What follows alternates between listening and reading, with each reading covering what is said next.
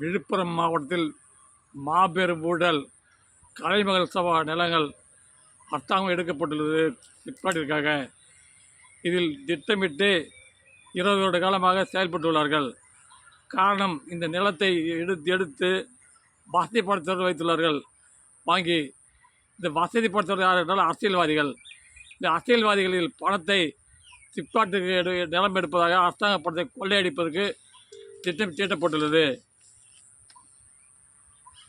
இதில் இன்னும் ஒரு எலெக்ஷன் கழித்து சிப்காட் இங்கே வரும்பொழுது வேலை செய்யும் பொழுது பல குடும்பங்கள் பாதிக்கப்படும்.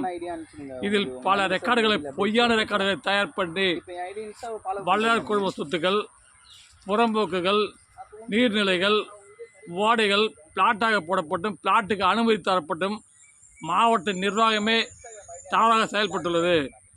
கோடிப்பாத்தில் ஒரு வீட்டு மனை பிரிக்கும் பொழுது அதற்கு அனுமதி தருகிறார்கள்.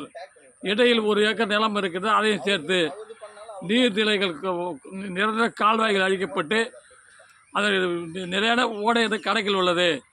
இதற்கு எப்படி அனுமதி தருகிறார்கள் என்பது பல சந்தேகங்களை கிளப்புகிறது. அரசியல் செய்வர்கள் அரசியல்வாதிகளுக்கு அடிமையா, அல்லது மாவட்ட ஆட்சியர் திறமையாற்றவர்களா, அல்லது கணக்கு எழுத தெரியாதவர்கள் கிராம நிர்வாகிகள்? எல்லா இடத்திலும் ஊழல் பாய்ந்து விட்டது, ஊழல் மலிந்து விட்டது.